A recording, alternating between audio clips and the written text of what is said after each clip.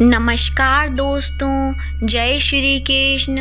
आप सभी का मेरे YouTube चैनल मायरा बॉयज़ में हार्दिक स्वागत है। आज की इस वीडियो में हम आपको रवि प्रदोष व्रत कथा सुनाएंगे। एक ग्राम में अति दीन ब्राह्मण निवास करता था। उसकी साध्वी स्त्री प्रदोष व्रत किया करती थी। उसे एक ही पुत्र रत्न था। एक समय की बात है, वह पुत्र गंगा स्नान के लिए गया। दुर्भाग्यवश मार्ग में चोरों ने उसे घेर लिया और वे कहने लगे कि हम तुम्हें मारेंगे नहीं, तुम अपने पिता के गुप्त धन के बारे में हमें बतला दो। बालक दीन भाव से कहने लगा कि बंधुओं, हम अत्यंत दुखी दीन हैं, हमारे पास धन कहाँ है।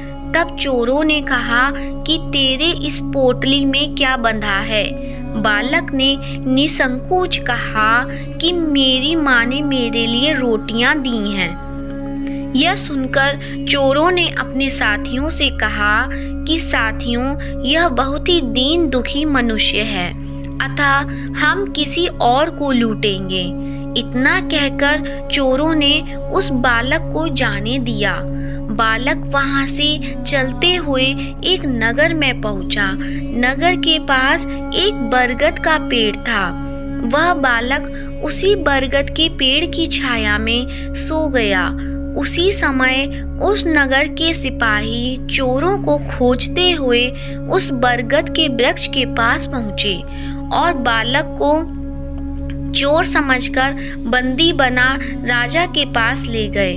राजा ने उसे कारावास में बंद करने का आदेश दिया।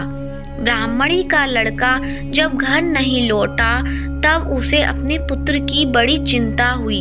अगले दिन प्रदोष व्रत था।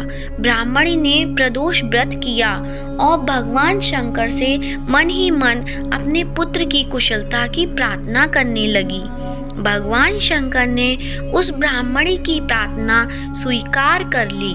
उसी रात भगवान शंकर ने उस राजा को स्वप्न में आदेश दिया कि वह बालक चोर नहीं है, उसे प्रातःकाल छोड़ दे, अन्यथा तुम्हारा सारा राज्य वैभव नष्ट हो जाएगा। प्रातःकाल राजा ने शिवजी की आज्ञा अनुसार उस बालक को कारावास से मुक्त कर दिया। बालक ने अपनी सारी कहानी राजा को सुनाई।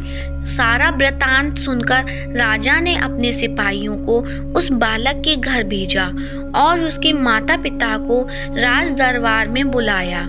उसके माता पिता बहुत ही भयभीत थे। राजा ने उन्हें भयभीत देखकर कहा कि आप भयभीत ना हो, आपका बालक निर्दोष है।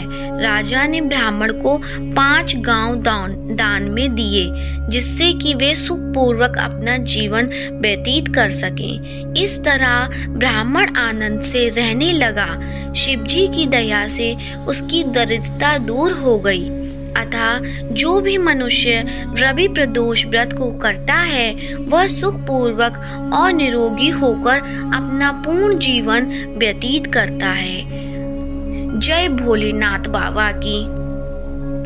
दोस्तों, कहानी सुनने के बाद वीडियो को लाइक करना ना भूलें और इस वीडियो को ज़्यादा से ज़्यादा शेयर करें। यदि आप मेरे चैनल पे नए हैं तो चैनल को सब्सक्राइब करें। हर हर महादेव।